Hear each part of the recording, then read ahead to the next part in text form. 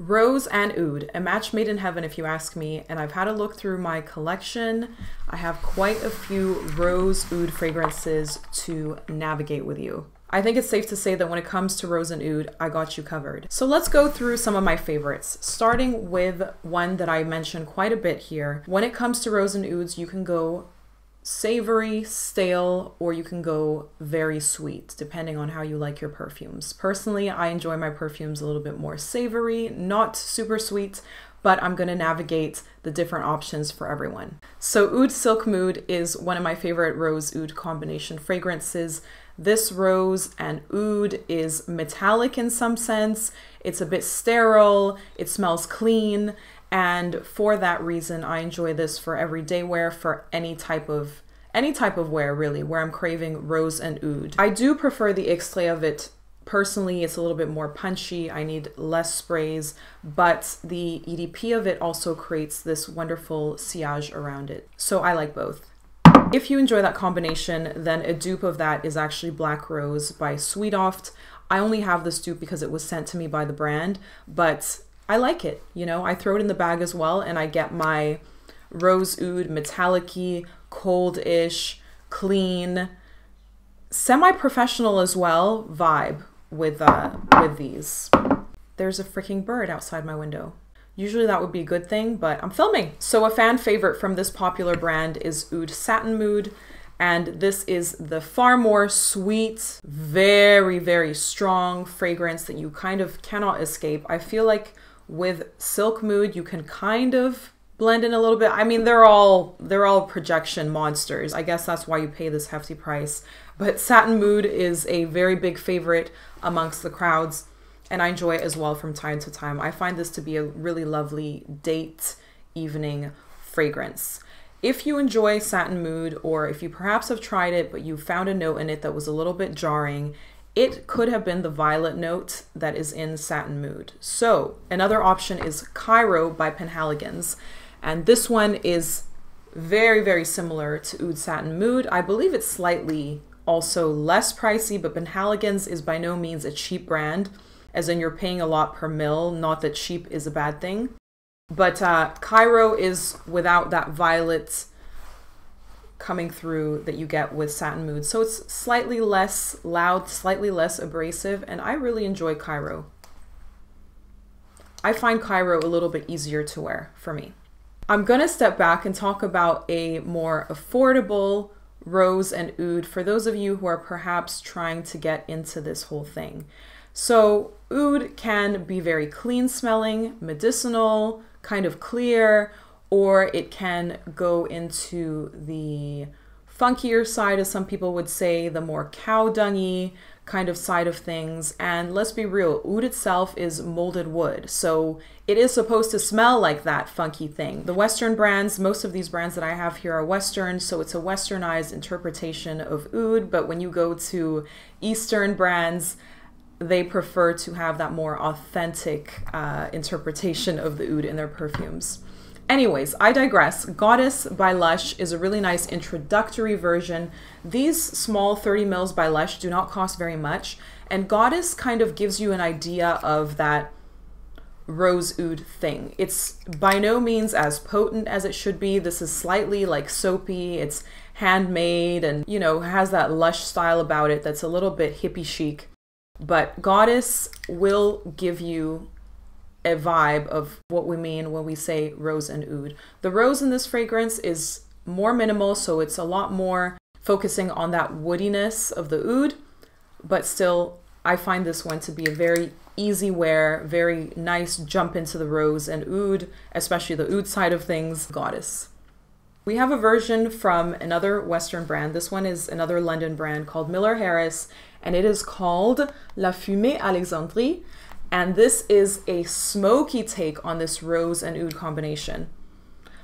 I just love the smokiness of it. I love smoky fragrances in general, but the fact that this is smoky but still smells clean, you can still get away with this for daily wear, I find to be really fantastic. So La Fumée Alexandrie, if you enjoy a clean Oud with a little hint of that rose, And I feel like this rose here smells a little bit more geranium-esque. So geranium is sometimes interchangeable with rose, and you will see in future fragrances that I speak about that they've used geranium instead of rose, and they've managed to create that rose oud combo without being very sweet. Great everyday wear, commands attention. That's what I love about rose and oud. It is something that is quite powerful. You have to be a little bit assertive to be able to pull it off. And I feel like it had its rise. It had this huge rise a few years ago. It's kind of falling back down again, but it's been for a reason.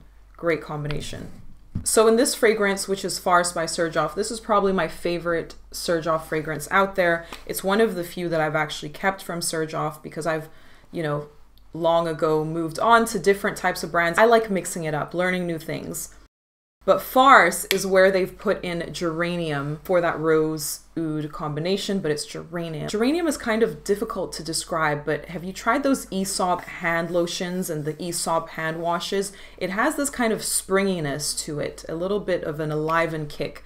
And I find that a lot of the fragrances that are trying to be more gender neutral will put that geranium in instead of the rose because it smells a little bit less punchy, powery, dark red, which some people are afraid of as being perhaps perceived as feminine, but no fear to be had. I absolutely love rose and oud on everyone, everyone.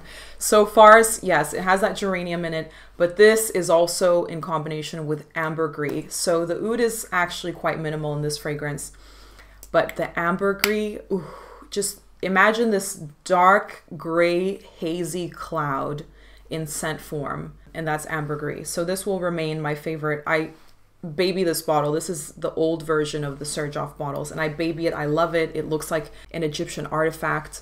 I just adore it.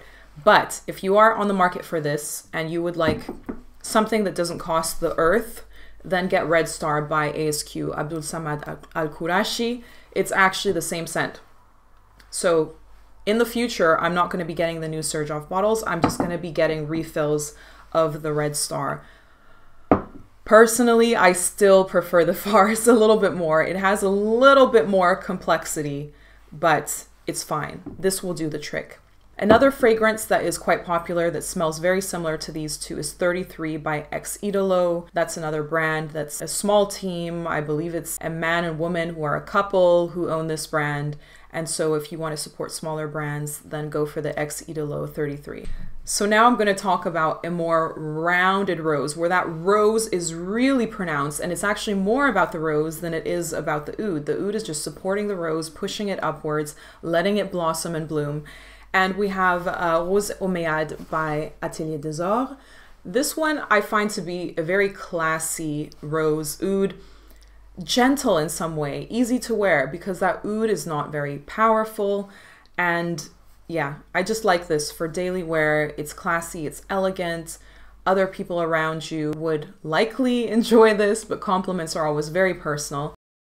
And so yeah, that kind of fruitier, jammier rose really in the center, and then with hints of supporting oud. So not so much rose oud 50-50 cut down the middle as some other fragrances, but very elegant. So now we have a fragrance from Oud Parfum, and this is also quite similar to Rose Omeyyade in the sense that the rose in here is fruity, it's jammy. It's rounded, it's sweet. So we're going into sweeter territory with these ones. And this fragrance is called Sensual Oud. I do find it to be quite sensual myself. And I feel that with this one, it smells a little bit more naturalistic perhaps than the Rose Omeyyade. Rose Omeyyade is deliberately trying to be luxury-esque, pretentious. Oud Parfum is more focused on the ingredient itself, being naturalistic, and is a beautiful take on that jammy rose with oud combination. This fragrance is from Roja Parfum, which is wildly expensive. It's called Enigma Aoud, and this one I believe also replaces that rose with geranium. So therefore I find it to be more, let's say, neutral, or if you perhaps aren't too keen on rose, then try a rose geranium combination instead of full-on rose and oud. So Enigma Aoud, it's a very clean oud again, very safe, very European, I wouldn't say that I could pinpoint a very specific other perfume that smells exactly like this, but it is lovely. Again, very pricey, totally not necessary, but lovely to have. Enigma Aoud. So if you like your rose and oud fragrances on the sweeter side, then I could definitely recommend from Micallef Royal Rose Oud. That one is with a candied rose. And if you like sweet fragrances in general, a lot of the Micallefs have this sugary, like crystallized sugar vibe about them. So that one is beautiful. Another one that I really love is Ardent by Boadicea the Victorious. That one has a little bit of a caramel-esque tinge added to it, slightly going more into the edible category, a little bit more gourmand, but not quite there. So it's something that I would wear personally as well as a non-gourmand lover. So now we're gonna go into the dung, the cow, and you know, that the real oud scent, that moldy wood, the way it's supposed to be. And one that I enjoy is Oud al Fayed, and this is by Christian Provenzano, who creates fragrances for Boadicea the Victorious that I just mentioned, for a lot of these large luxury brands who like to have bombastic scents. So this is his own line, and it is less pricey than if you would go to get those other luxury brands. It still is meant to be a luxury brand, but my cap is messed up. But the scent itself is very similar to Namer of Boadicea the Victorious. It actually is pretty much identical. So this one I would say is more masculine leaning perhaps on the spectrum, as in it's a very stale and savory. It's not sweet. We get no sweetness going on here, but it actually is in the similar category to Silk Mood by Kurkdjian. So if you enjoy this one, you would most likely enjoy this one, and vice versa. Or if you enjoy Namer by Boadicea the Victorious, you would enjoy this one. But just get this one, it's cheaper. The oud in that one is more authentic, as in it has that kind of funkier scent to it, but this is even more into the funk. Okay, this is Dead of Night by Strangelove. This is a New York brand. This is on the high end of the high end when it comes to price point, so it is very pricey. And it smells quite authentic, to be fair. I don't have a lot of Middle Eastern brands in this video, actually, because a lot of what got me into oud was actually Western brands, if I'm being perfectly honest. But I will do a separate video on more Middle Eastern brands as I, you know, perhaps travel to the Middle East and get a hold of more of those. So Dead of Night, yeah, very pricey, but lovely, lovely, lovely. Intricacies, little floral facets coming in there to support that rose as well. The rose is minimal. I would say this is more of that funky oud in the forefront, and then with these little intricacies of florals, including some, it smells more geranium-esque than it does smell rosy, but Dead of Night. So I seem to have misplaced the bottle, and the fragrance that I was about to talk about is from Ormonde Jayne, Taif Elixir. I mentioned this in my last video with Rahul. Go and check out those videos, please, guys. I'll try to put them over here if I can figure out the tech behind it. But yes, Taif Elixir is along the lines of Dead of Night. I think it definitely costs less than this, because that is way too pricey, but still lovely. You know how luxury goes. Nice to have, but very expensive. And so my alternative to both of those, authentic oud, dungy, anal gland, moldy wood, the real deal, it's heaven. It's heaven. I swear to you, it's heaven. If you know what I'm talking about, leave me a comment down below. So Elite Oud, which I got in Dubai. Again, I need to dive into way more Middle Eastern brands.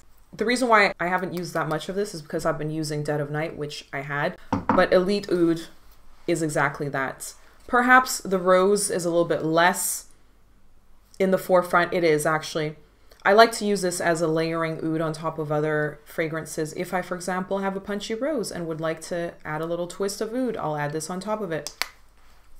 And this costed me like near nothing. I mean, it's actually a joke what I paid for this compared to what I paid for this just by walking into the souks in Dubai. I will really try to find a link for you guys down below for this, because if I can find it, it's a steal. If you love your skanky oud, it's a must-have.